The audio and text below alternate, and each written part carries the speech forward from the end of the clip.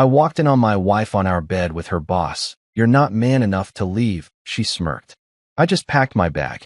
When she tried to use her credit card the next day, the cashier cut it in half, right in front of her friends.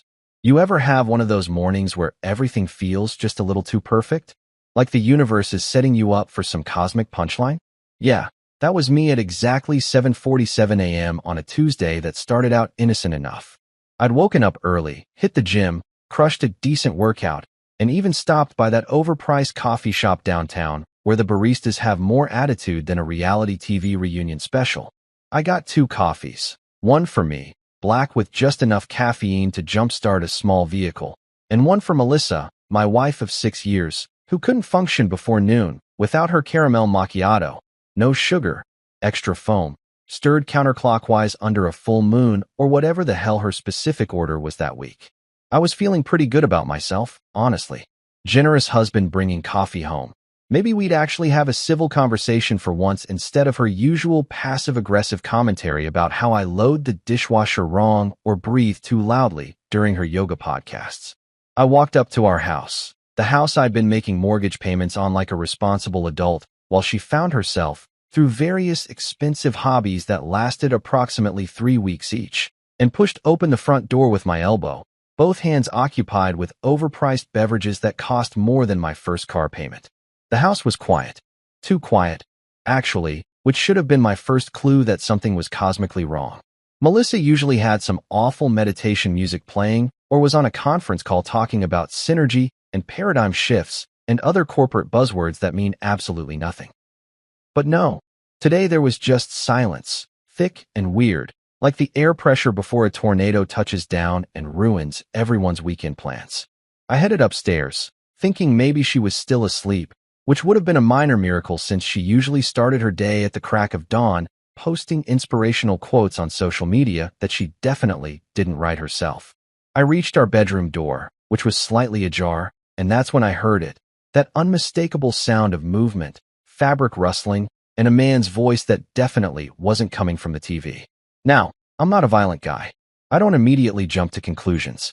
I believe in rational thought, in taking a breath before reacting, and maybe considering that there's a perfectly logical explanation for why a dude's voice is coming from my bedroom at 8 in the morning on a random Tuesday. Maybe it's a plumber. Maybe she's watching some weird YouTube tutorial. Maybe I'm having a stroke and none of this is real. I pushed the door open with my foot, still holding those 2 coffees like an idiot. And that's when the universe delivered its punchline with all the subtlety of a sledgehammer to the face. There they were, Melissa and Harold. Harold, her boss. Harold, the guy who looked like he'd never done anything more exciting than organize his sock drawer by color and thread count. Harold, who wore khakis unironically and probably had a collection of commemorative coins from the Franklin Mint. Harold, whose entire personality could be summed up as aggressively beige. This man looked like he'd get winded walking to his mailbox, like his idea of living dangerously was adding pepper to his scrambled eggs, like he'd apologize to a chair if he bumped into it. And yet here he was, in my bed, with my wife, frozen like a deer in headlights except somehow even less dignified. His face went through about 17 different shades of panic, cycling from white to red to this weird purple color that made me genuinely concerned he might have a medical emergency right there on my 1,000 thread count sheets that I'd specifically bought because Melissa said they were essential for proper sleep hygiene. But Melissa? Oh, Melissa didn't freeze. Melissa didn't look embarrassed or guilty or even remotely apologetic. No, this woman had the audacity to smirk.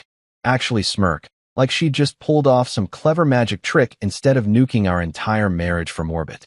She flipped her hair, that calculated, practiced hair flip she'd probably rehearsed in the mirror 1,000 times, and looked me dead in the eye with the kind of confidence usually reserved for people who've actually accomplished something meaningful in life.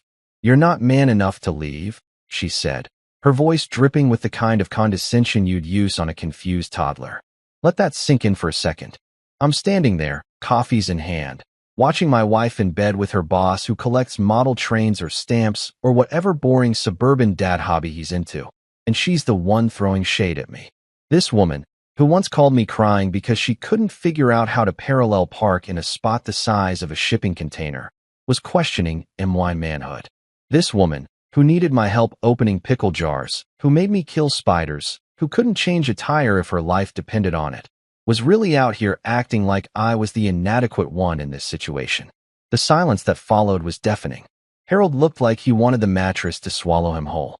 I could practically hear his internal monologue spiraling into full panic mode, probably running through HR protocols and divorce attorney fees, and whether his own wife was going to murder him with his commemorative golf club set. But me? I didn't shout. I didn't throw the coffees, though honestly, the thought crossed my mind because scalding hot caramel macchiato to the face seemed like appropriate karma. I didn't cry or beg or ask, "How could you do this to me?" like some movie cliché. I just stood there for a second, letting the absurdity of the situation wash over me like a wave of pure, concentrated, what the actual hell. Then I walked over to the dresser, set her coffee down gently, because I'm not wasteful, and also because some petty part of me wanted her to see that caramel macchiato sitting there getting cold while her life imploded, and looked at both of them with the calmest expression I could manage. "Well, at least you're consistent," I said, my voice steady and weirdly casual, like we were discussing the weather. "You always liked overqualified men." Harold's face somehow got even more purple. Melissa's smirk faltered for just a second, that micro-expression of uncertainty flashing across her face before she could get her mask back in place. I didn't wait for a response. I turned around, walked to the closet, and grabbed my overnight bag, the one I kept packed for business trips, which turned out to be cosmically convenient. I tossed in my laptop, charger, a couple changes of clothes, my good headphones, and the bottle of decent scotch I'd been saving for a special occasion. If this didn't qualify as special, nothing did.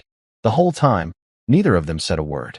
Harold looked like he was contemplating whether he could fit through the bedroom window. Melissa just watched me with this weird expression, like she was simultaneously surprised and annoyed that I wasn't playing my part in whatever drama she'd scripted in her head. I zipped up the bag, slung it over my shoulder, grabbed my coffee, the black one, because I wasn't leaving behind perfectly good caffeine, and headed for the door. I stopped in the doorway, took one last look at the scene, and felt something shift inside me.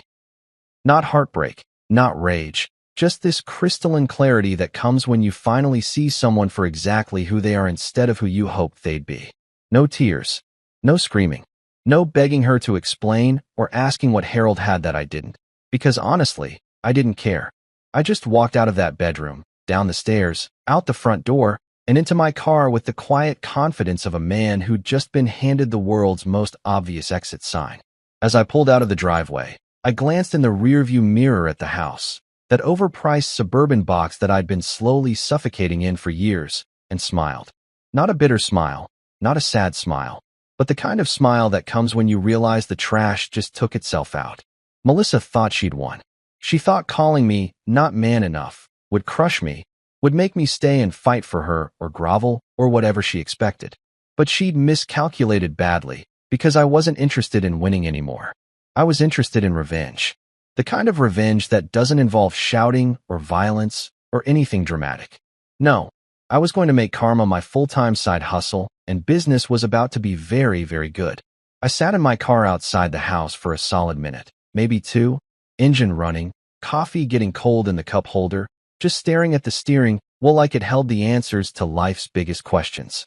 But I wasn't sitting there because I was broken or devastated or going through some emotional crisis that required a good cry and a pint of ice cream. Nope. I was calculating, running numbers, processing data, doing what I do best, which is turning chaos into spreadsheets and spreadsheets into actionable plans. See, here's what Melissa fundamentally misunderstood about me, about us, about this entire situation she'd orchestrated with all the grace of a drunk giraffe on roller skates. She thought she'd won. She actually believed that her little performance back there, the smirk, the hair flip, that devastating one-liner about me not being man enough to leave, was some kind of checkmate move.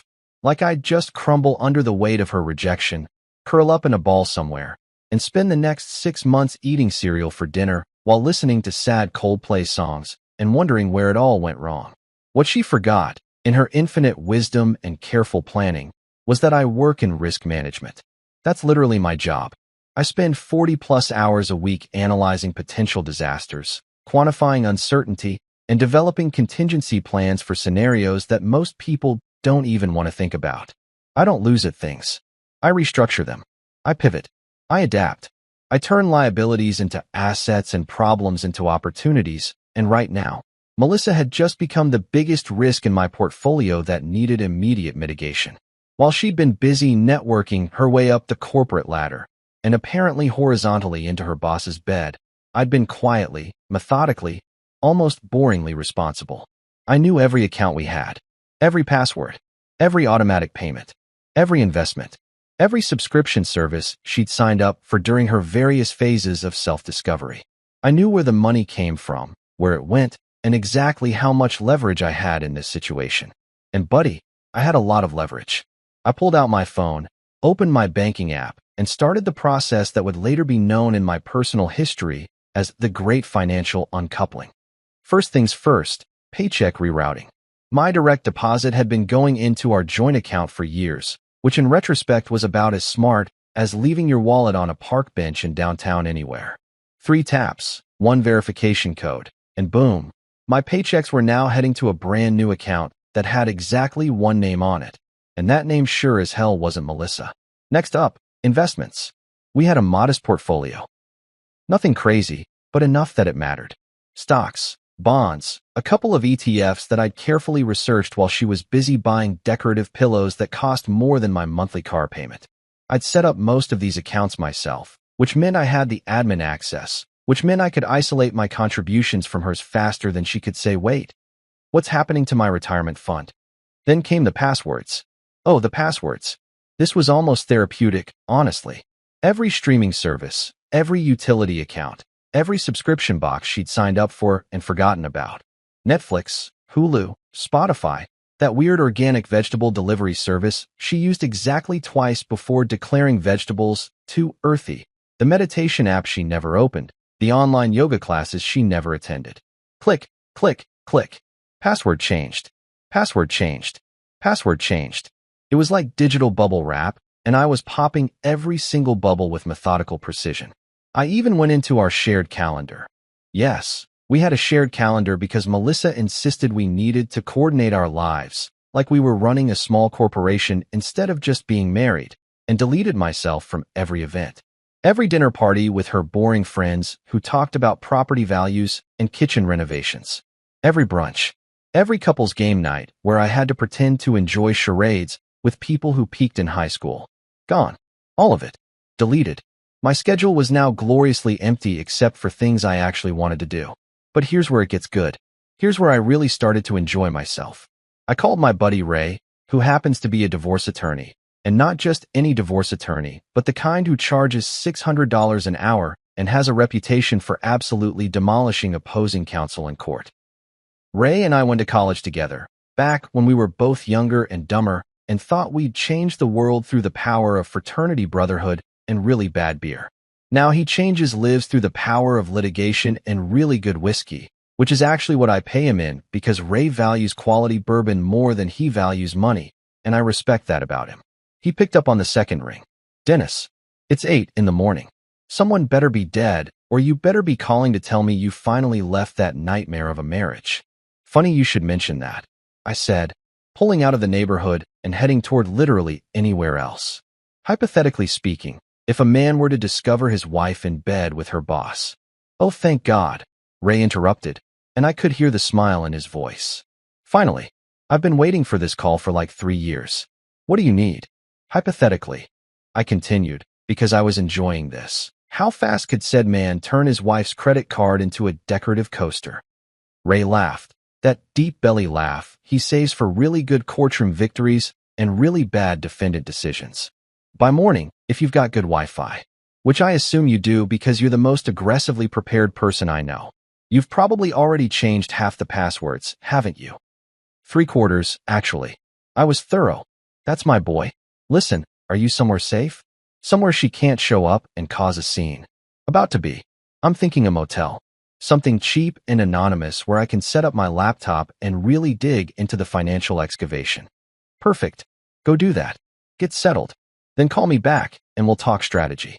And Dennis, congratulations on finally growing a spine. I was starting to worry about you. I hung up feeling lighter than I had in months, maybe years. There's something clarifying about burning bridges, about watching your old life in the rearview mirror and knowing you're never going back. It's terrifying, sure, but it's also weirdly liberating, like finally taking off shoes that have been too tight for way too long. I found a motel about 20 minutes outside of town. One of those places that's seen better days, but is clean enough and cheap enough, and asks exactly 0 questions when you show up at 9 in the morning with an overnight bag and a look that says, "Don't ask."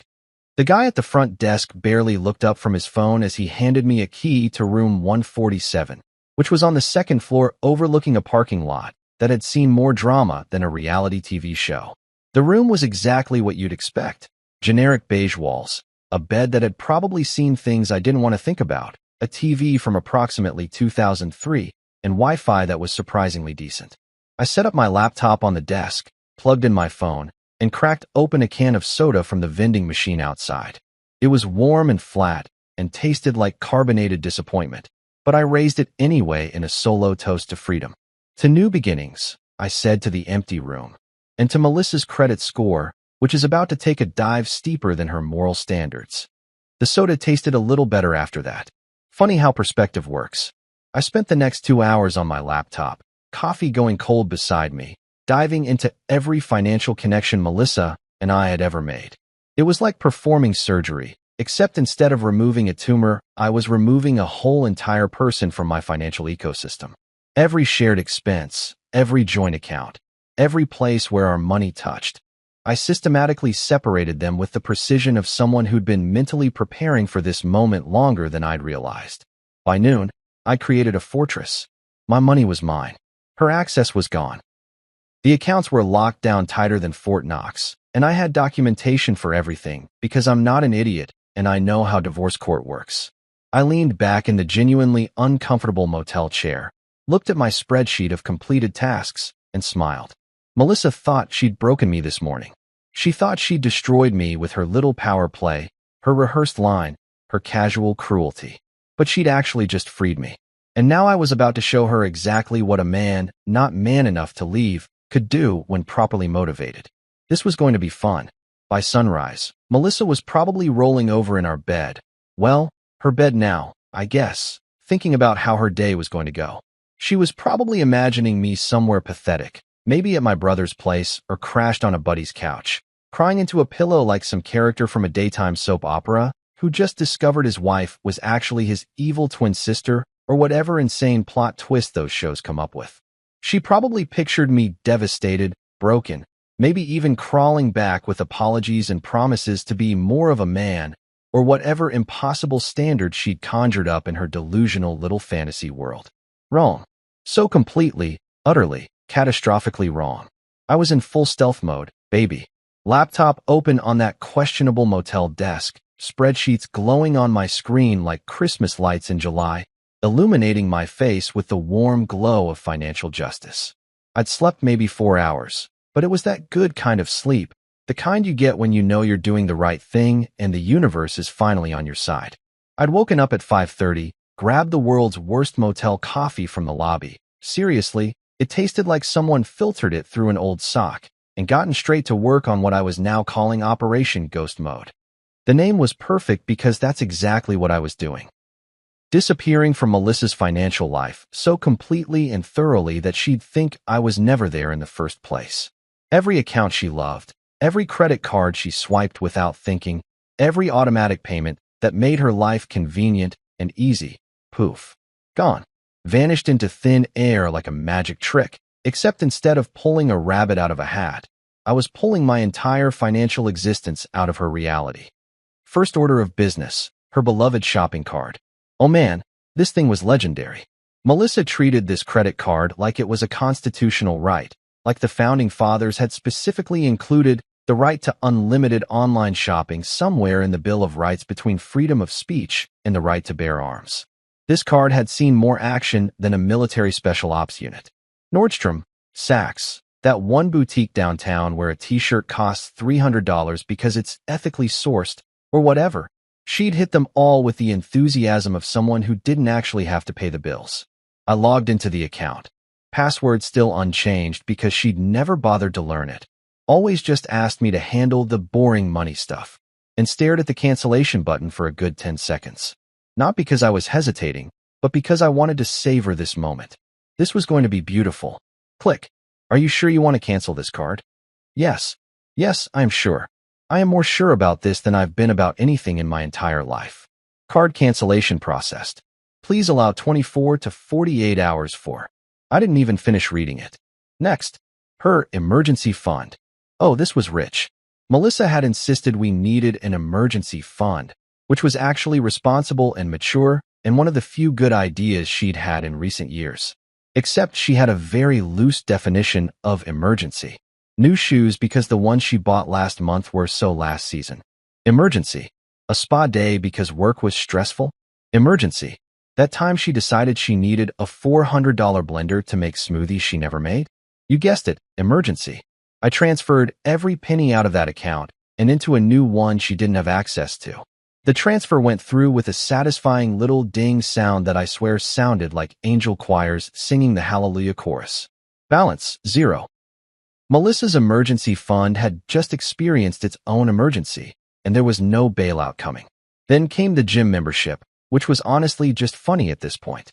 Melissa had signed up for this ultra-expensive boutique fitness place, the kind where they give you branded water bottles, and the instructors all look like they're carved from marble and survive solely on protein powder and positive affirmations. She'd gone exactly 4 times in 6 months, but she kept the membership because she liked posting gym selfies on Instagram to maintain the illusion that she was really getting into fitness. I found the auto-renewal payment buried in our joint account transactions and set it to decline. Future Melissa was going to show up for one of her rare workouts, scan her membership card, and get that beautiful, devastating membership expired message. I could practically hear the conversation with the front desk already. Chef's kiss. Perfection. But wait, there's more. Because I'm nothing if not thorough, I went after the utilities next. Now, this was strategic genius if I do say so myself. See, all the utilities, electricity, water, gas, internet, trash, that weird sewer fee that nobody understands but everyone pays, they were all in my name. Every single one. Because when we'd moved in, Melissa had been too busy with work to deal with the administrative headache of setting up accounts, so Muggins here had handled all of it. Well, guess what? I transferred every single utility into her name. Electric company? Here you go. Melissa, congratulations on your new account. Water? All yours, babe. Internet provider? Enjoy dealing with their customer service, which I'm pretty sure is actually a circle of hell that Dante forgot to mention. I even included a little note in the transfer requests, account holder relocating. Please update all billing and service information to Melissa Chun. The beauty of this move was multi-layered. Not only was she now responsible for paying all these bills herself, bills she probably didn't even know the amounts of because I'd always handled them, but she'd also have to deal with the absolute nightmare of confirming her identity, setting up new payment methods, and navigating the bureaucratic hellscape that is utility company customer service. If that doesn't build character, I don't know what does.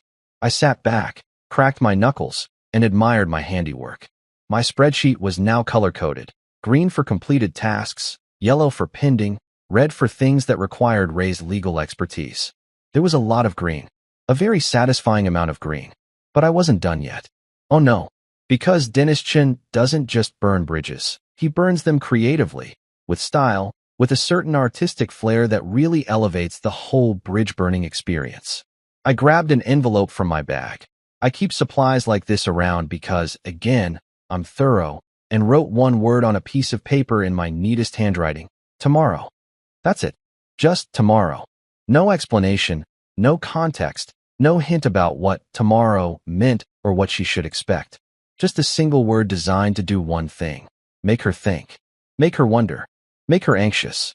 It was a psychological thriller trailer, a teaser for the chaos to come, a breadcrumb leading to absolutely nowhere and everywhere all at once. I sealed the envelope, addressed it to Melissa, and made a mental note to swing by the house later when I knew she'd be at work. I'd slip it into her makeup drawer, the one she checked every single morning as part of her elaborate beauty routine, right between her $40 face serum and that jade roller thing she bought after watching one YouTube video. She'd find it tomorrow morning, pre-coffee, probably still groggy, and she'd open it expecting maybe an apology or a love letter or some desperate plea for reconciliation. Instead, she'd get one word. One cryptic, unsettling, perfectly vague word that would sit in her brain all day like a splinter she couldn't remove. I could already imagine her spiraling. What does tomorrow mean? Tomorrow what? Is he doing something tomorrow? Is something happening tomorrow? Should I be worried? Is this a threat? Is this a promise? What does it mean? The answer, of course, was that it meant whatever she decided it meant. The beauty of ambiguity is that people fill in the blanks themselves, usually with scenarios way worse than reality. Melissa's imagination would torture her far more effectively than any specific threat I could make.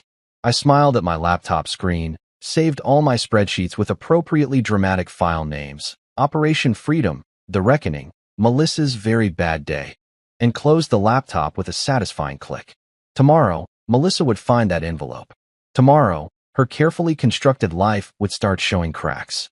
Tomorrow, she'd begin to understand that the man she'd dismissed as not man enough to leave had actually left so thoroughly, so completely, that she'd be finding evidence of his departure for weeks. But today I was going to enjoy another cup of terrible motel coffee, maybe catch up on some work emails, and bask in the warm glow of a plan coming together beautifully. Some people meditate. Some people journal. I financially dismantle my enemies with spreadsheets and strategic account closures. Potato, potato. Meanwhile, across town in what used to be our shared bedroom, Melissa was waking up like an absolute queen. I wasn't there to witness it, obviously, but I knew her routine well enough to paint the picture perfectly. She probably stretched luxuriously in bed, checked her phone to see if I'd sent any pathetic begging texts. Spoiler alert. I hadn't, and smiled to herself thinking about how her little performance yesterday had completely destroyed me. In her mind, I was probably devastated, broken, possibly even reconsidering my entire existence while she, the victor, the one who'd had the courage to follow her heart, or whatever nonsense she'd tell herself to justify sleeping with her boss, was about to have a fabulous day. She probably took extra time getting ready, picking out an outfit that screamed, "I'm thriving after dumping my loser husband," doing her makeup with the precision of someone preparing for war, and taking approximately 47 selfies before finding one that was Instagram-worthy. Because that's who Melissa was, a woman who measured her self-worth in likes and comments from people she barely knew and definitely didn't like. By 10 o'clock, she'd mobilized the troops. And by troops, I mean her brunch squad. Sabrina, Tina, and Lola, 3 professional gossip influencers who treated mimosas like a religious sacrament and lived for drama the way plants live for sunlight. These women could turn a minor disagreement about parking into a 3-hour discussion complete with sides, alliances, and social media posts that required content warnings.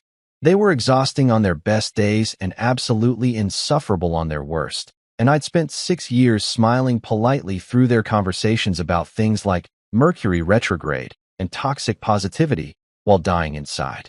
I could picture them meeting up, probably at some trendy brunch spot where avocado toast costs $18 and comes with a side of pretension, all air kisses and squeals, and, "Oh my God, you look amazing," even though they'd literally seen each other 2 days ago. Melissa would have led with the big news, of course, because subtlety wasn't exactly her strong suit. So I finally got rid of Dennis. She probably announced, flipping her hair with that practiced move she thought made her look sophisticated, but actually made her look like she was trying to dislodge a bee from her ear. And her friends, being the absolutely stellar human beings they were, probably gasped and clutched their mimosas and said things like, "You're so brave, and you deserve better," and "I never liked him anyway." Even though Tina had literally tried to set me up with her sister last year before Melissa shut that down real quick.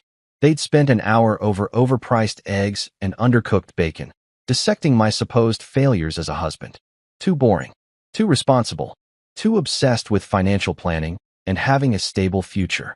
The absolute nerve of me, trying to be a functioning adult.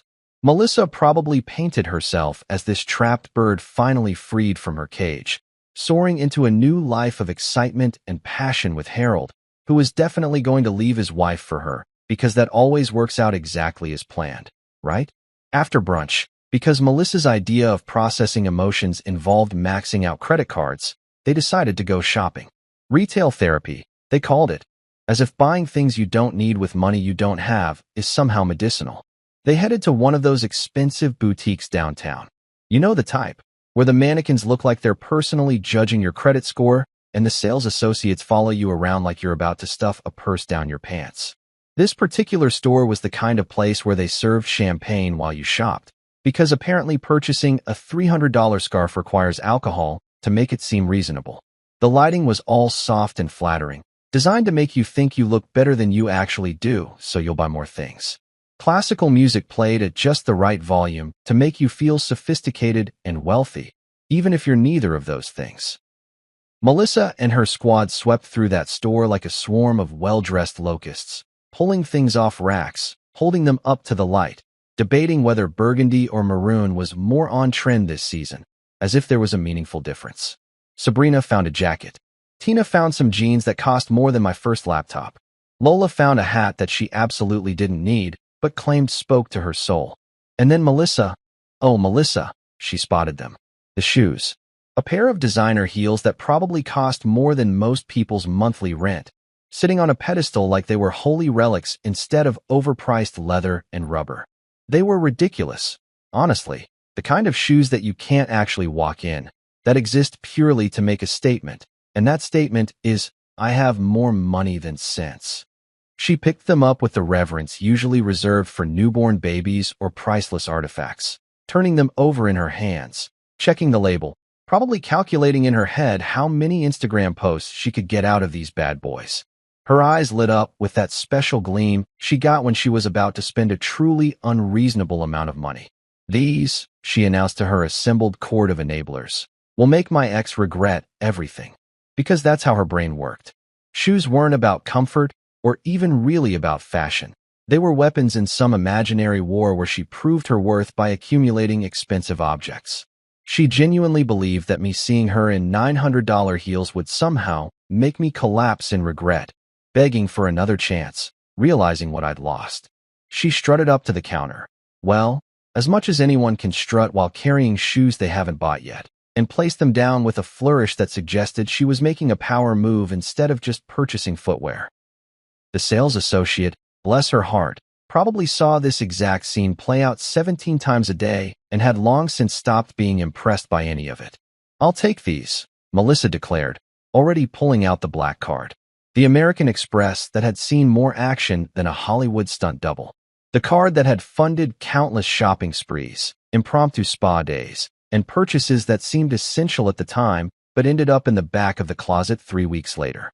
She handed it over with the confidence of someone who'd never been declined in her life, probably already composing the Instagram caption in her head. Something about treating yourself and new beginnings and living your best life, with approximately 47 hashtags. The cashier took the card, smiled that professional retail smile, and swiped it through the machine. There was a pause, just a brief moment where the universe held its breath, and then the most beautiful sound in the world, the rejection beep. The cashier said, her professional smile flickering slightly. Let me try that again. She ran it through a second time. Same beep. Same rejection. Same beautiful, poetic justice. Melissa laughed, because of course she did. This had to be a mistake. A technical glitch. Mercury in retrograde, or whatever cosmic excuse she'd come up with. The machine must be broken, she said, her voice just a tiny bit less confident than before. Just run it again. Third time. Same result. The beep echoed through that overpriced boutique like a death knell, like a church bell tolling for Melissa's credit limit, like the universe itself saying, not today, Satan. The cashier's smile was now completely gone, replaced with that look of professional discomfort that retail workers get when they have to deliver bad news. She leaned in slightly and said, in a voice that was trying to be quiet, but definitely wasn't quiet enough, "Ma'am, the card has been declined." You could have heard a pin drop. Actually, you could have heard a feather drop. You could have heard a thought drop. The entire store went silent, like someone had hit pause on reality. Melissa's face went through several distinct phases in rapid succession. First was confusion. Surely this was a mistake. Then came embarrassment. People were looking. Then arrived anger. How dare this card betray her? And finally, desperately, denial kicked in hard. That's impossible, she said, her voice climbing half an octave. Run it again. The cashier, God bless her, did run it again. Fourth time's the charm, right? Wrong. Same beep. Same decline. Same cosmic justice. And this is where it gets truly beautiful. The cashier reached under the counter and pulled out scissors. Actual scissors. The kind you use in kindergarten for arts and crafts. Except these were about to create a masterpiece of a different kind. I'm sorry, ma'am, she said, not sounding particularly sorry at all. But when a card is declined multiple times, we're required to terminate it. She took those scissors, positioned them right in the middle of that Black American Express card, and, snip, cut it clean in half. The sound echoed through that boutique like a gunshot. Melissa just stood there, frozen, watching the two halves of her beloved credit card fall onto the counter like the broken dreams they represented. The account's been terminated, the cashier added, probably just to twist the knife a little, because retail workers are human too and they enjoy schadenfreude like the rest of us. Melissa's friends had gone completely silent. Sabrina was suddenly very interested in her phone. Tina whispered, "Oof," under her breath, which was honestly the most honest thing any of them had said all day. Lola had physically taken a step back, creating distance like bad credit might be contagious. Melissa stood there at that counter, holding $900 shoes she couldn't buy, staring at her bisected credit card, blinking rapidly like Windows trying to process an error message it had never encountered before. Somewhere across town, sitting in a questionable motel room with terrible coffee and excellent Wi-Fi, I smiled. The decline heard around the mall. Beautiful. Absolutely beautiful. While Melissa was experiencing what I can only imagine was the most humiliating moment of her adult life. Watching her credit card get ceremonially executed in front of her judgy friends and a sales associate who'd probably dine out on this story for months. I was sitting in a cafe about 3 miles away, sipping the cheapest Americano on the menu and organizing what I'd started calling the masterpiece. And let me tell you, this masterpiece was coming together more beautifully than anything in the Louvre, except instead of oil paints and canvas, I was working with spreadsheets and financial documents. And instead of creating art for the ages, I was creating chaos for one very specific person who absolutely deserved it. The cafe was one of those local joints that hadn't been gentrified yet. No exposed brick, no Edison bulbs, no chalkboard menu written in unnecessarily complicated cursive. Just honest-to-God coffee, reasonably priced, served by a guy named Pete who didn't ask questions when you showed up at 11 in the morning with a laptop and the kind of smile that suggested you were up to something. Pete was good people.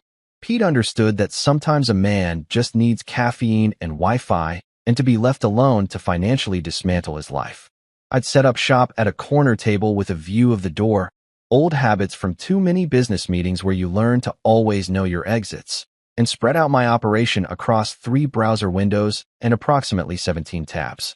On my left screen, bank accounts, investment portfolios, and asset lists. On my right, legal documents, email drafts, and a very satisfying checklist that was getting more check marks by the hour. In the middle, a running tally of everything I was removing from Melissa's access, which was growing longer than a CVS receipt. Let's talk about those shared accounts for a minute, because this is where it gets really good. See, over 6 years of marriage, Melissa and I had accumulated what financial advisors call entanglements, joint accounts, shared credit cards, co-signed loans, all the financial equivalent of tying 2 people together with really complicated knots. Most couples build these connections slowly, over time, as a sign of trust and commitment and partnership. We'd done the same thing, except now I was untying every single knot with the speed and efficiency of a sailor who'd just spotted an iceberg. I'd already killed the main credit card. That beautiful moment was probably happening right about now, actually, which made my coffee taste even better. But there were others. So many others. Melissa had what I called a plastic portfolio. Multiple cards for different purposes, all linked to accounts that I'd set up because she didn't have time to deal with financial stuff. There was the travel card, the gas card, the grocery card, the emergency card that she used for non-emergencies approximately 90% of the time. Gone. All of them. Canceled. Terminated. Sent to the great credit card graveyard in the sky, where they could finally rest after years of abuse. I clicked through each cancellation confirmation with the satisfaction of someone checking items off a bucket list. Cancel account? Yes. Are you sure? Absolutely. This action cannot be undone. Perfect. That's the whole point. Then I moved on to what I'd been calling her beauty loan, which was actually just a personal line of credit she'd taken out last year to fund her sudden decision that she needed Botox, fillers, laser treatments, and some kind of fancy facial that involved gold flakes, because apparently regular facials weren't cutting it anymore. She'd promised she'd pay it back herself with her bonus, a bonus that never materialized because, surprise, surprise, sleeping with your boss doesn't actually improve your work performance. It just makes things awkward in quarterly review meetings. This loan was technically in both our names, which meant I was on the hook for it legally, which meant I had every right to do what I was about to do. I logged into the account, verified my identity through approximately 47 security questions: mother's maiden name, first pet, street you grew up on, your favorite existential crisis, and then transferred the entire balance into a trust account that I'd set up that morning. A trust account that had exactly one name on it, Dennis-chan. The beauty of this move was multifaceted, like a diamond, except instead of being pretty, it was just strategically devastating. First, the loan was now being paid off from an account she couldn't access, which meant she couldn't make payments on it even if she wanted to, which she definitely didn't because Melissa had never met a financial obligation she didn't try to avoid. Second, this would create a paper trail showing that I'd taken responsibility for debt that benefited primarily her, which would look fantastic in divorce proceedings. Third, and most importantly, it meant that every dollar that went toward paying off her cosmetic procedures was coming from my controlled assets, which I could later claim as part of the settlement. I was essentially turning her vanity into legal ammunition. Poetry in motion, really. Next up on my hit list was Amazon Prime. And okay, I'll admit this one was just pure pettiness. But sometimes pettiness is its own reward, you know? Melissa was one of those people who ordered from Amazon like it was a competitive sport. Middle of the night, can't sleep, might as well order 17 things you don't need and won't remember purchasing until they show up on the doorstep 3 days later. She had it down to a science. See something, want it, click, bought, dopamine hit achieved, move on with life. She ordered everything through Prime. Clothes, gadgets, books she'd never read, kitchen tools she'd never use, organizational systems for a life she'd never organize, self-help books about becoming a better person that she'd clearly never opened. The woman had Amazon Prime the way some people have a caffeine addiction. It was woven into the fabric of her daily existence. I found the subscription in our shared account settings. Annual membership, auto-renewal, paid in full every year without her even thinking about it because I'd set it up to autopay from our joint checking account. The joint checking account that no longer existed, at least not in any form she could access. I hovered my mouse over the cancel subscription button and took a moment to really savor this. This wasn't just about the money. The annual fee was like $150, basically nothing in the grand scheme of things. This was about watching Melissa try to order something at 2 in the morning and discovering that she no longer had Prime shipping. This was about her cart full of impulse purchases sitting there, mocking her, asking for an additional shipping fee that she'd have to pay because her credit cards were all dead. Click. Your Prime membership will expire on. Beautiful. Chef's kiss. No notes.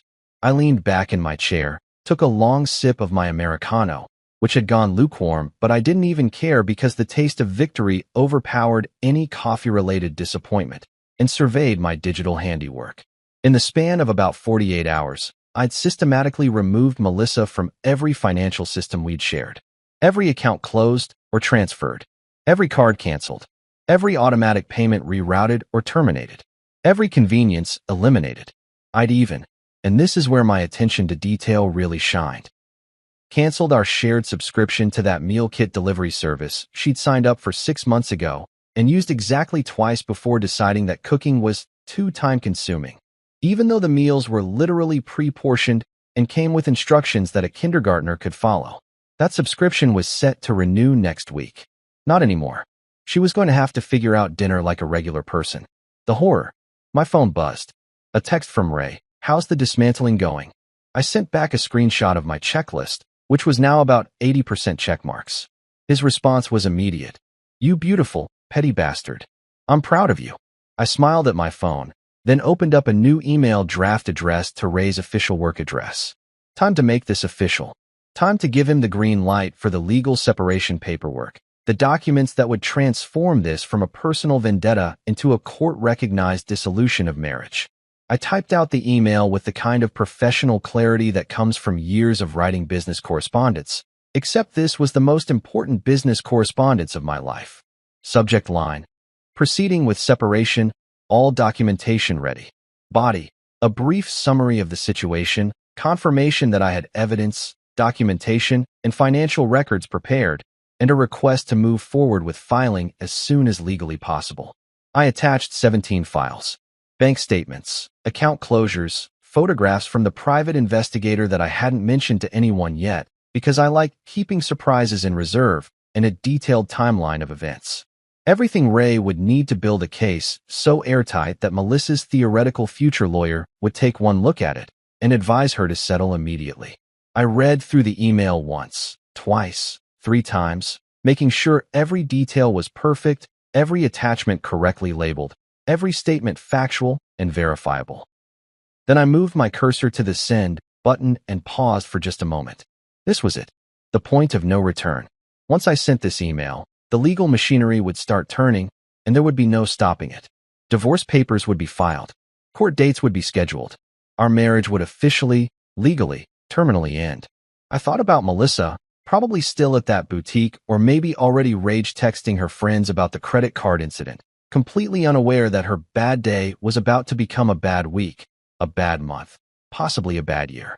I thought about Harold, sweating in his office, probably wondering if his wife had found out yet, probably drafting his own exit strategy. I thought about the last 6 years, all the moments both good and bad that had led to me sitting in a discount cafe, planning the most thorough financial divorce in recent history. And then I clicked send. The email whooshed into the digital void, carrying with it the official end of my marriage and the unofficial beginning of Melissa's very bad time. I closed my laptop, finished my lukewarm Americano in one long gulp, and stood up. Pete gave me a nod from behind the counter. "Good day," he asked. "Getting better by the minute," I replied. And I meant it. According to Ray's assistant, a wonderful woman named Patricia who'd seen more marital drama than a Bravo TV producer and had the deadpan delivery to prove it, Melissa tried calling me 12 times that afternoon. 12. Not once or twice in a moment of panic, but 12 separate, increasingly desperate attempts to reach me, like somehow the 13th call would be the magic number that made me answer. She started at 2:47 p.m., right around the time she probably got home from her catastrophic shopping trip and started piecing together that something was very, very wrong with her financial situation. I didn't pick up. Not once. Not even to hear her squirm, though I'll admit I was tempted because I'm only human and schadenfreude is a powerful drug. But no, I let every single call go straight to voicemail, watching my phone light up with her name over and over again like some kind of sad, pathetic lighthouse beacon signaling a sinking ship. Each time it rang, I felt a little more validated in my choices. Each time it went to voicemail, I took another sip of decent whiskey I'd picked up to celebrate my newfound freedom. The voicemails she left were absolutely spectacular, by the way. Patricia, bless her heart, had somehow gotten copies. Don't ask me how. The woman has skills that probably aren't entirely legal, but are definitely appreciated. And she'd sent them over in a zip file with the subject line "Entertainment for your evening." I opened that file like it was Christmas morning, poured myself another drink, and settled in for what I knew was going to be a masterclass in escalating panic. Voicemail number 1, left at 2:47 p.m. "Dennis, this isn't funny. My card got declined today, and I know you did something. Call me back." Her voice was annoyed but controlled, still maintaining that superior tone she always used when she thought she had the upper hand. She genuinely believed this was just some temporary glitch, some minor inconvenience that I'd fix as soon as she demanded it. Voicemail number 3, 3:15 p.m. "Dennis, seriously, what did you do? I can't access any of our accounts. This is ridiculous. Call me back now." Now we were getting somewhere. The control was slipping. The annoyance was upgrading to anger. She'd clearly spent the last 28 minutes trying to log into various accounts and discovering that all her passwords had mysteriously stopped working. Voicemail number 5, 4:02 p.m. "I don't know what kind of childish game you're playing, but this needs to stop. I have bills to pay. This is financial abuse, Dennis. Do you understand that? I could sue you for this. Oh, the irony. The absolutely delicious irony of Melissa, who'd spent 6 years treating our joint accounts like her personal piggy bank, accusing me of financial abuse. I laughed so hard I almost spilled my whiskey. Voicemail number 7, 5:33 p.m. Please just call me back. We can talk about this. I know you're upset about yesterday, but this is too far. Way too far. Just, please call me. And there it was, the first crack in the facade. The please that suggested she was finally starting to understand that this wasn't a game, wasn't a temporary tantrum, wasn't something she could fix with a hair flip and a well-timed apology. Voicemail number 9, 7:18 p.m., just crying. No words, just the sound of someone having a full emotional breakdown into their phone. Normally, I'd feel bad about making another person cry, because I'm not actually a monster despite what this whole situation might suggest. But this was Melissa, the woman who'd looked me in the eye yesterday and told me I wasn't man enough to leave while actively cheating on me. My sympathy reserves were completely tapped out. Voicemail number 12, 10:47 p.m. You petty, heartless accountant. I hope you're happy with yourself. You've ruined everything. Everything. She was screaming now, full volume, probably red in the face, definitely scaring any neighbors who happened to be within earshot. And there was that beautiful insult, calling me an accountant like it was the worst thing she could think of. For context, and I feel like this is important to clarify, I'm not an accountant. I'm a financial analyst, which is a completely different profession that requires different skills and education and comes with a different job description. But more importantly, even if I were an accountant, it's a perfectly respectable profession. Accountants keep the world running. Accountants make sure businesses don't collapse and taxes get filed and money goes where it's supposed to go. There's absolutely nothing wrong with being an accountant. But to Melissa, in her rage-filled, increasingly panicked mind, accountant was apparently the worst insult she could come up with. Not asshole, not bastard, not any of the actually offensive words that people usually deploy during relationship meltdowns. No, she went with accountant, because in her warped worldview, being good with numbers and responsible with money was somehow shameful. We're accountants, but hot. That's what I told myself earlier, and I stood by it. Financial analysts are just accountants with better presentations and more interesting problems to solve. Anyway, I listened to all 12 voicemails in chronological order, watching the emotional trajectory go from annoyed to angry to desperate to furious, like some kind of psychological documentary about the 7 stages of grief except condensed into 8 hours and focused entirely on the death of unrestricted credit card access. But the voicemails were just the opening act. The real show started later that evening when she found my envelope. I'd snuck back to the house around 6 p.m., during that window when I knew she'd still be out, probably at Sabrina's or Tina's, crying into a glass of wine that someone else paid for and complaining about what a terrible person I was. The house was empty, quiet, almost peaceful without her energy filling up the space. I didn't linger, didn't get sentimental, just walked straight to the bedroom, opened her makeup drawer, the one that was organized with the precision of a military operation, every product in its designated spot, and placed my envelope right in the center where she couldn't possibly miss it. The envelope contained screenshots. Beautiful, damning, high-resolution screenshots of every account closure, every password change, every financial maneuver I'd made over the past 48 hours. Bank statements showing zero balances. Credit card cancellation confirmations. Account transfer receipts. Everything documented, timestamped, official. But that wasn't all. Because I'm thorough and I believe in overwhelming evidence, I'd also included photos from the private investigator. Oh yeah, did I mention I'd hired a PI? Because I had, about 2 months ago when Melissa started working late, 3 nights a week, and coming home smelling like cologne that definitely wasn't mine. The PI's name was Rodriguez, a former cop who'd gotten tired of actual police work and now made good money following cheating spouses around shopping mall parking garages. He'd gotten some fantastic shots of Melissa and Harold, in his car, in parking structures, going into hotels during what were supposedly business lunches. Nothing X-rated, because Rodriguez was a professional, but definitely incriminating enough to establish a pattern of behavior that no lawyer could explain away. Parking garage edition, as I like to call it. Harold's silver sedan, easily identifiable by the dorky bumper sticker that said, "I'd rather be golfing." Melissa's face clearly visible in multiple shots. Timestamps and locations on every photo. It was beautiful, really. A portfolio of betrayal, professionally documented. I'd arranged everything in the envelope chronologically, creating a narrative arc that started with "your accounts are gone" and ended with "also I have proof of everything you did." It was like a choose-your-own-adventure book, except there was only one adventure, and it was called "You Messed Up Catastrophically." She must have found it around midnight, based on when my phone started ringing again. I was already in bed at the motel. They'd given me a weekly rate after I explained I was going through some stuff, and the manager had nodded knowingly, because apparently extended motel stays during divorce proceedings were common enough that they had a special rate for it.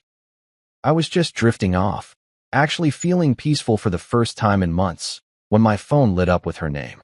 This time I answered, not because I wanted to have a conversation, but because I wanted her to know I was choosing to engage on my terms, in my time, when I decided it was convenient. "Dennis," she said, her voice shaking in a way I'd never heard before. Not angry shaking, not crying shaking, but something else. Fear shaking. The voice of someone who'd just looked into the abyss and realized the abyss had receipts. "Can we talk?" I let the silence stretch out for a few seconds, taking my time, making her wait, letting her anxiety build. Then I said, in the most casual, conversational tone I could manage, "Sure, but only if your boss is free too. We can make it a team meeting. Maybe do a PowerPoint presentation about consequences. I'm great at PowerPoint. Lots of graphs and charts. Very professional." I could hear her sharp intake of breath, that moment where she realized I wasn't just angry or hurt. I was done. Completely, utterly, irreversibly done. "Dennis, please," she started, but I didn't let her finish. Click. I hung up, set my phone to do not disturb, and rolled over in bed with a smile on my face. The great meltdown had officially begun, and I had a front row seat to the best show in town. Except I wasn't actually watching because I had better things to do, like sleep peacefully for the first time in years without someone next to me who thought partnership meant access to unlimited funds with zero accountability. Tomorrow she'd probably try again. Tomorrow she'd probably show up somewhere, try to corner me, try to explain or justify or manipulate her way back into my good graces. But tomorrow was tomorrow's problem. Tonight, I was just a man who'd finally stood up for himself, holding boundaries like they were Olympic torches, and feeling pretty damn good about all of it. Somewhere across town, Melissa was probably staring at those photos, those screenshots, that evidence, and finally understanding that actions have consequences. And me? I was drifting off to sleep with the kind of peace that comes from knowing you've handled a bad situation in the most spectacularly efficient way possible. Petty? Maybe. Satisfying? Absolutely. Deserved? 100%. 3 days later, Melissa got the big envelope. Not a regular envelope. Not one of those standard white business envelopes. That could contain anything from a credit card offer to a dentist appointment reminder. No, this was the envelope, the kind that's thick and official looking, the kind that gets hand-delivered by a process server who doesn't make small talk, the kind that has no return address because it doesn't need one. You know exactly what's inside an envelope like that before you even open it, and what's inside is never good news. I wasn't there to see her receive it, obviously, but Ray's office had sprung for a process server with a sense of humor. A guy named Marcus who'd been doing this job for 15 years and had seen every possible human reaction to being served divorce papers. According to Marcus's report, which he sent to Ray with more detail than strictly necessary, but which I appreciated nonetheless, Melissa had been in her bathrobe at 11 a.m. on a Wednesday, which told me everything I needed to know about how well she was handling the situation. She'd answered the door looking like she'd just rolled out of bed, which she probably had, because employment and personal hygiene tend to take a back seat when your entire life is imploding. Marcus said she looked confused when he asked if she was Melissa Chun, like maybe she was considering lying about her own identity to avoid whatever was coming. But she'd confirmed it was her, and he'd handed her the envelope with the classic line, "You've been served." Marcus reported that her face went through approximately 6 different expressions in rapid succession: confusion, recognition, denial, anger, panic, and finally something he described as the look of someone who just realized they parked in a tow-away zone 3 hours ago. He said she just stood there in the doorway, holding the envelope like it might explode, while he walked back to his car and drove away. Professional to the end, that Marcus. Inside that beautiful, legally binding envelope was everything Melissa had probably been dreading since the moment she'd found my photos and screenshots. Divorce filing, official, notarized, filed with the county clerk's office. Property transfer documents showing that the house, which was primarily in my name anyway because I'd put down the down payment and made 90% of the mortgage payments, was being transferred solely to my name. Investment account statements showing the separation of assets, and the piece de resistance, the thing that probably made her soul leave her body. Prenup, Clause 14C. Oh, you thought we didn't have a prenup? Of course we had a prenup. I'm a financial analyst. I plan for contingencies the way some people plan birthday parties. When Melissa and I got engaged, I'd insisted on a prenup, and she'd signed it without really reading it, because she was too focused on planning the wedding and picking out centerpieces and arguing with her mother about the guest list. She'd waved it off as unnecessary, but whatever makes you happy, honey, which should have been my first red flag that she didn't take our financial partnership seriously. That prenup had a lot of standard clauses about asset division and debt responsibility, but Clause 14C was special.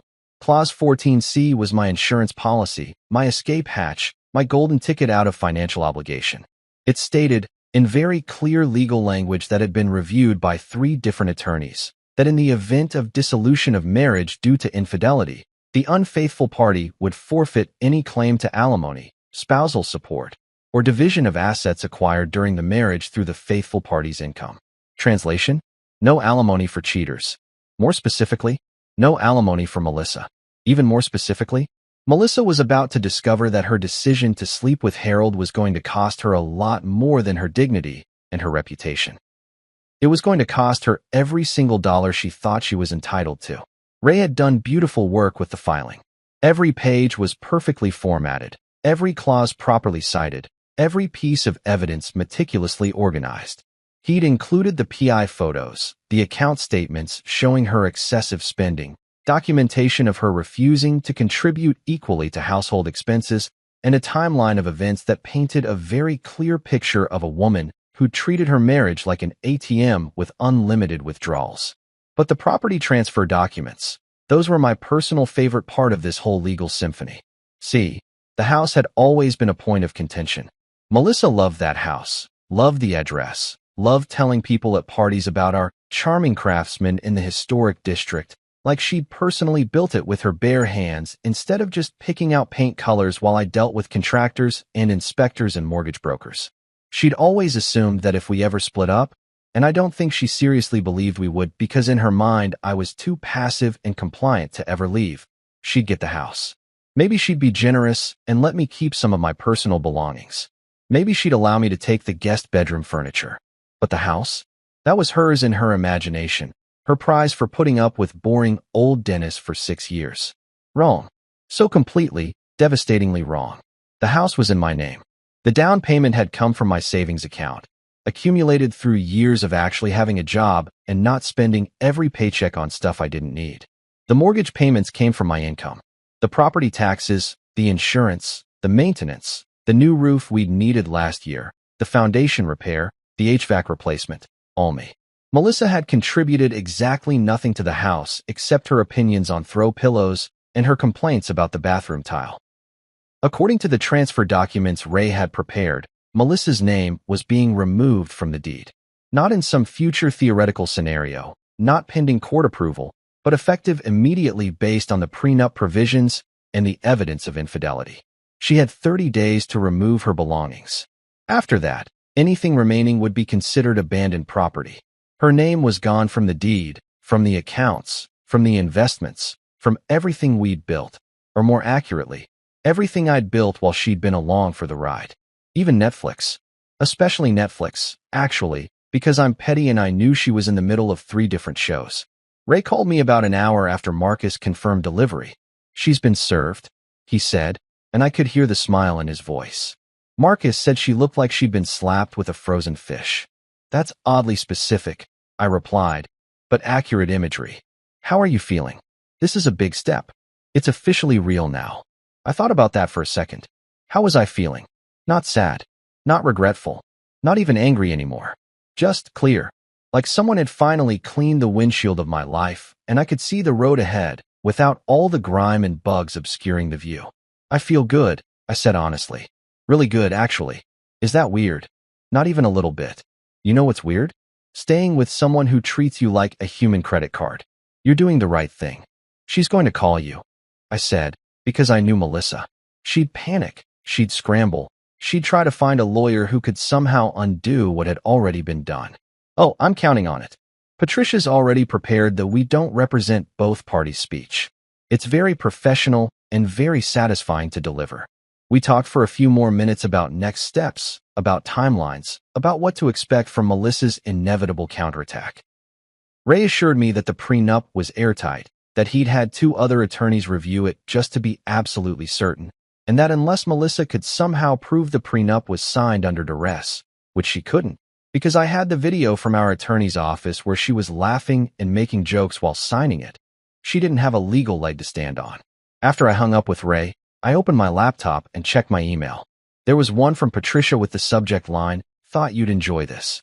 Inside was a single sentence. She called screaming. Ray handled it beautifully.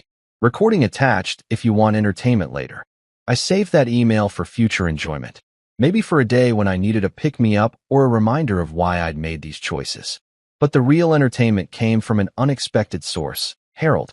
Remember Harold? Melissa's boss? The guy who looked like he'd never done anything exciting in his life except maybe organize his sock drawer? The man who was supposed to be her ticket to a better, more exciting life? Yeah, that Harold. Turns out Harold's wife had found out about the affair. I don't know how. Maybe she'd noticed the late nights and the suspicious behavior. Maybe she'd hired her own PI. Maybe Harold had confessed in a moment of guilt-induced panic. However it happened, Mrs. Harold now knew exactly what her husband had been doing in parking garages and hotel rooms during his extended lunch meetings. And Mrs. Harold, unlike me, was not taking the calm, calculated, strategic approach. Mrs. Harold was going full scorched earth. According to the company gossip chain, which reached me through a former colleague who still worked at Melissa's company, Mrs. Harold had shown up at the office on Tuesday afternoon and caused a scene that would probably be talked about in that company for the next decade. She'd apparently walked right past security, taken the elevator to the executive floor, marched into Harold's office, and proceeded to throw his golf trophies out the window one by one while screaming about betrayal and divorce lawyers and making sure he never saw his boat again. Security had eventually escorted her out, but not before she'd managed to throw approximately 15 golf trophies, 3 framed photos, and Harold's dignity out of a 7th-floor window. Harold, meanwhile, had suddenly become very unavailable.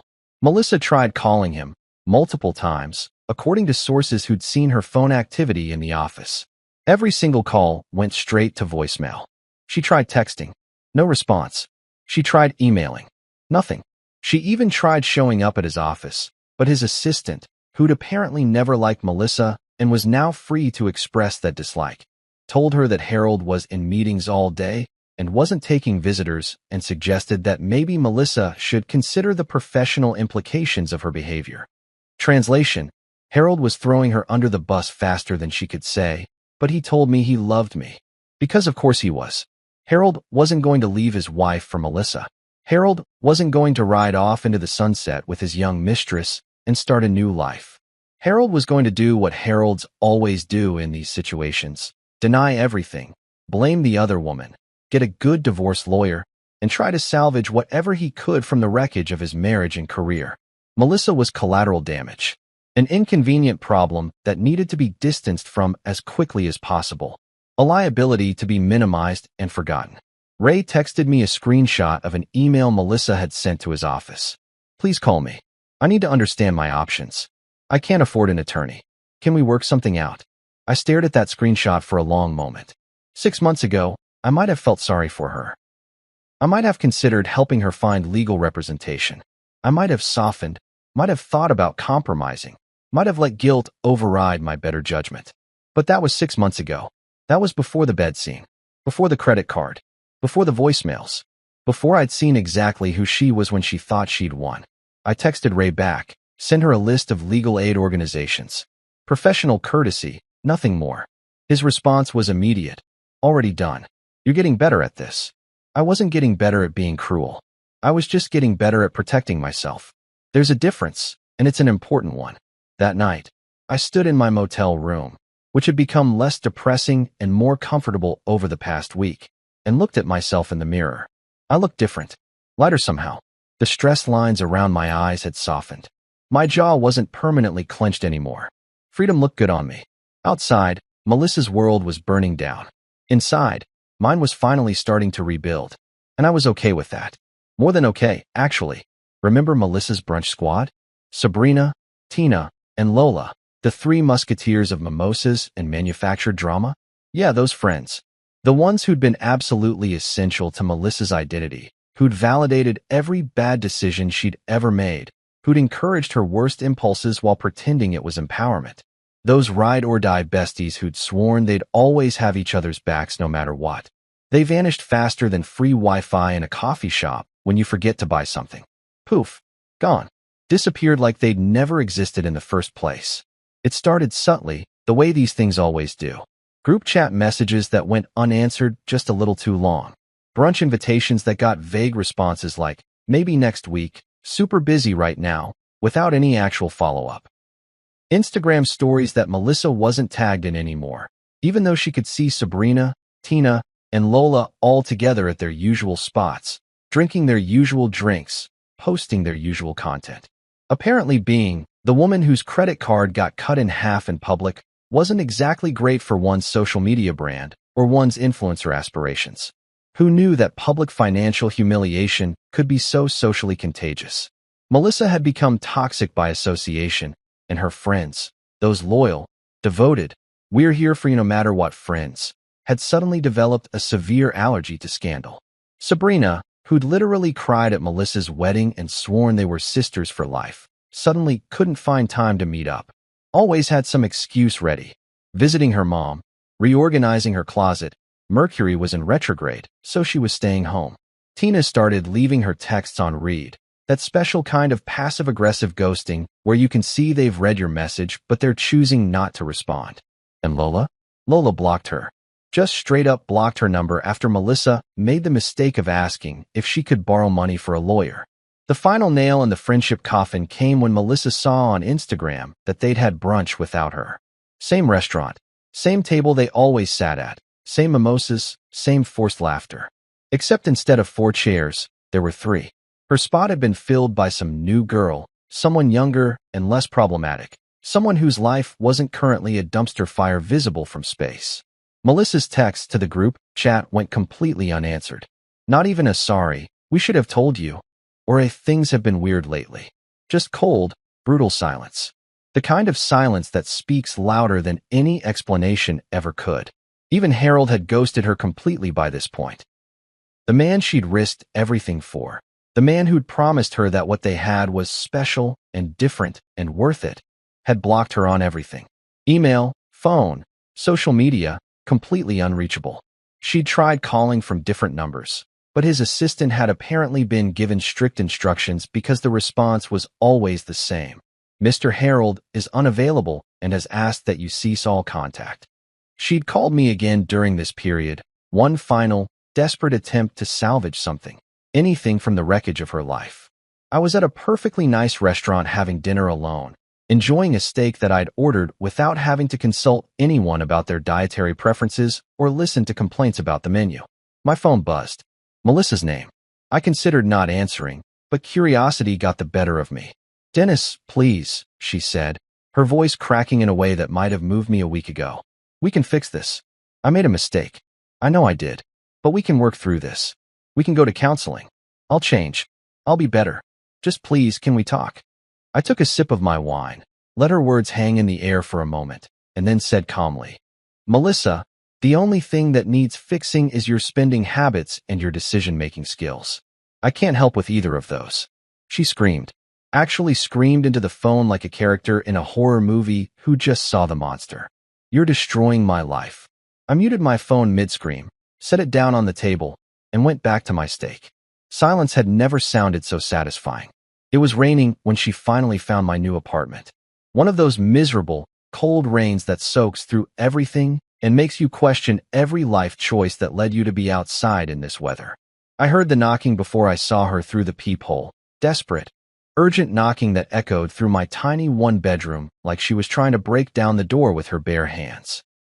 There she was, hair completely drenched, plastered to her head like seaweed. Mascara running down her face in black streams that made her look like a melting crayon, specifically the black one that nobody ever uses in the box. Her clothes were soaked through, and she was shivering, though I couldn't tell if it was from the cold or from whatever emotional breakdown had driven her to show up unannounced at my door. "Please, Dennis," she called through the door, her voice hoarse from crying or screaming or both. "Let me in. We need to talk. I know I messed up. I know I hurt you. But please, just let me explain." I stood there on the other side of that door, completely dry and warm in my apartment, watching her through the peephole like she was a character in a movie I was only mildly interested in. I felt nothing. No anger, no sadness, no urge to let her in and hear her out. Just a calm, settled certainty that this chapter was closed. I walked to my desk, grabbed a piece of paper and a pen, and wrote one sentence in clear, deliberate handwriting. "You said I wasn't man enough to leave. Turns out I was too much man for you to respect." I folded it once, walked back to the door, and slid it through the gap at the bottom. The kind of move you see in prison movies when they're passing contraband between cells. The paper landed at her feet. Through the peephole, I watched her pick it up with shaking hands, unfold it, and read it. Her face crumpled, fresh tears mixed with the rain and mascara already coating her face. She looked up at the door, maybe hoping I'd changed my mind, maybe hoping for some sign that I was weakening. But I just stood there, silent, watching her stand in the rain like the ending of every sad romantic movie, except this time the guy doesn't run out and forgive everything. She stood there crying for what felt like forever, but was probably only a few minutes. Then, finally, she turned and walked away, her footsteps echoing in the hallway until they faded to nothing. I went back to my microwave dinner, chicken Alfredo, the 99-cent kind from the frozen food aisle. It was mediocre at best, definitely not as good as a home-cooked meal, but it tasted like victory anyway. The taste of peace, of boundaries held, of self-respect finally restored. Absolutely delicious. Weeks later, my lawyer sent me a screenshot that made my entire month. Melissa had been fired. Not laid off, not downsized, not mutually agreed to part ways. Straight up terminated for cause. Corporate misuse of funds, the email said. Apparently, someone had been using company expense accounts for personal shopping trips, spa days, and other non-business related purchases, and when the auditors came sniffing around after the Herald scandal broke, they'd found a paper trail longer than a CVS receipt. Herald, that paragon of corporate integrity, had thrown her under the bus so fast she probably got tire marks. Faster than she could say teamwork, or synergy, or any of those meaningless corporate buzzwords she loved so much. He'd provided the auditors with everything they needed, emails, receipts, approval forms he'd never actually approved, and walked away with a slap on the wrist while Melissa got the full nuclear option. Her social circle? Gone. Her job? Gone. Her credit? Destroyed so thoroughly that she probably couldn't finance a pack of gum at this point. She was left with an empty condo that she couldn't afford, a pile of designer bags she couldn't sell for enough to matter, and a silence she'd once mocked me with now surrounding her completely. I sent one final email. Short, simple, devastating. "You gambled on weakness." I just stopped playing.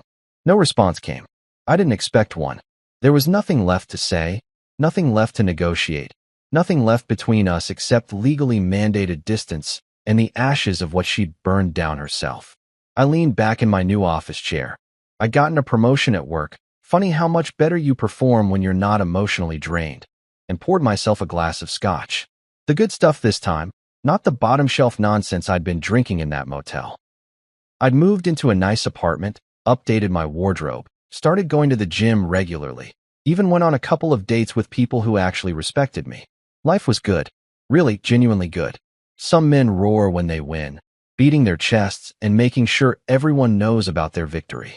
Some men gloat, rubbing it in, making the defeated feel even worse. Me? I just laughed quietly to myself, alone in my apartment, savoring the most important lesson I'd learned through this entire mess. The best revenge isn't screaming or violence or public humiliation.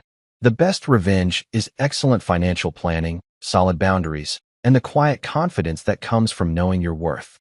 I raised my glass to the empty room, to my freedom, to my future. Cheers to never settling again, I said, and I meant every word.